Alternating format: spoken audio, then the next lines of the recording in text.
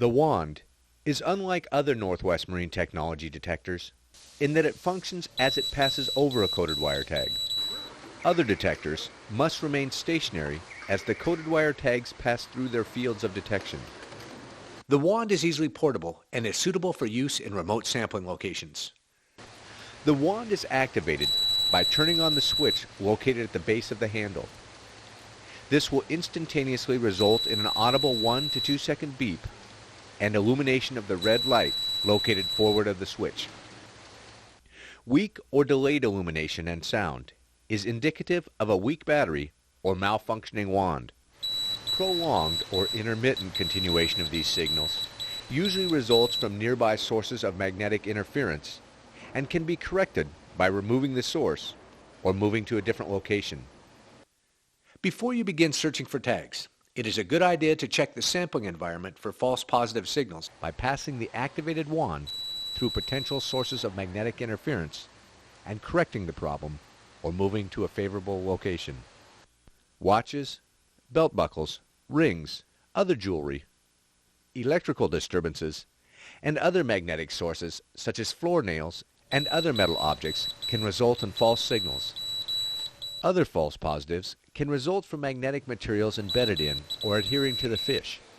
Fish hooks, rust particles, or ferrous sand and pebbles commonly result in false signals, and care should be taken to avoid such interference whenever practical. In addition to being made with magnetic materials, transmissions from cell phones and other personal electronic devices can interfere with the wands and cause a false positive. The wand is designed to operate by rubbing either one of the two sensitive detection surfaces briskly over suspected coated wire tag locations. These surfaces are located at either side of the tip of the wand, as marked by elliptical arrays of arrows. On older wands, the two arrows on the upper surface of the tip of the wand merely point to the detection surfaces at either side of the wand and are not indicative of recommended movement for tag detection. The wand will detect tags within the range of the detection surfaces when moved in any direction at a speed of about 3 feet or 1 meter per second. Note that the tag is not detected when the undersurface of the tip is passed over the tag and moved as the two arrows, only on older wands, may appear to indicate. Different wanding techniques can be used to detect tags as long as the detection area of the wand is rubbed against the fish. Generally, the wand is rubbed against the fish with an up and down wrist movement.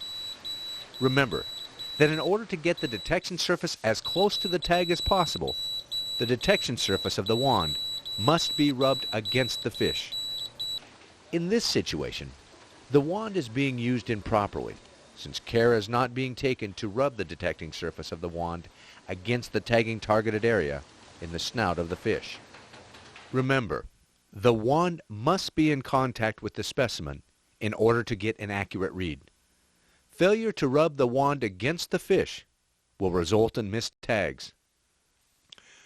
NMT has made some recent advances in wand technology that have allowed us to increase the detection range. All new wands have a detection range of 3.2 centimeters for standard length tags, 2.0 centimeters for half length tags, and 4.0 centimeters for 1.5 length tags.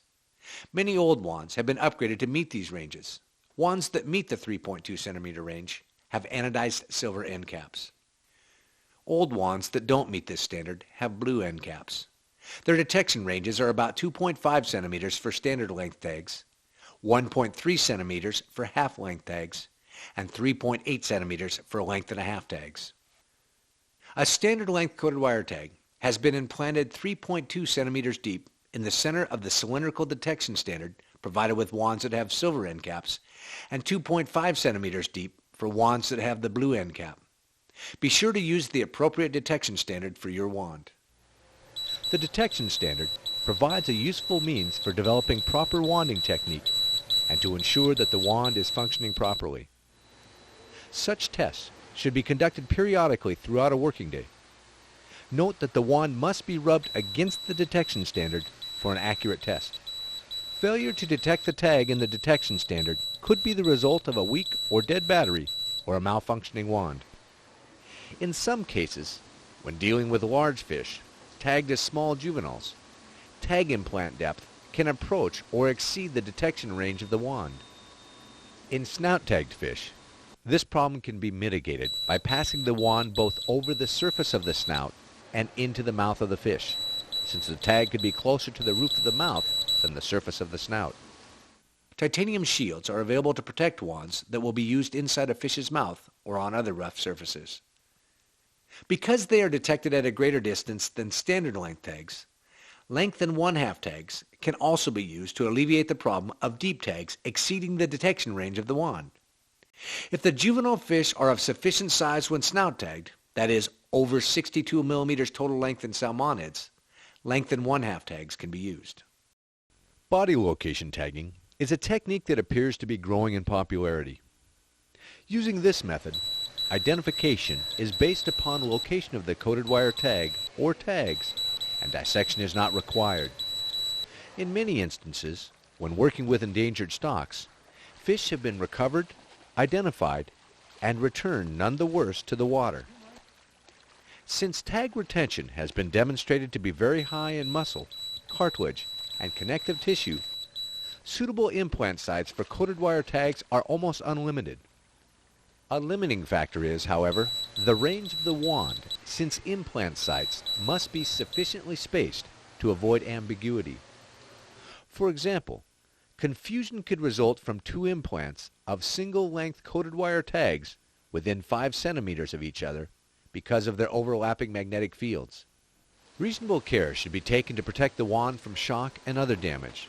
The wand is water resistant and can be briefly submerged without damage. It also floats. However, care should be taken to firmly seat the battery holder with the O-ring to prevent water damage to the electronics. Batteries are changed by unscrewing the end of the handle and replacing the 9-volt alkaline battery with a new one. Take care that you don't over-tighten and crack the end cap. Firmly seat the battery holder with the O-ring to keep water from intruding into the electronics. Then screw on the end cap just until it is snug. The end cap does not secure the battery holder. Malfunctioning wand should be returned to Northwest Marine Technology for repair. The battery should be removed from the wand when it is being stored for prolonged periods.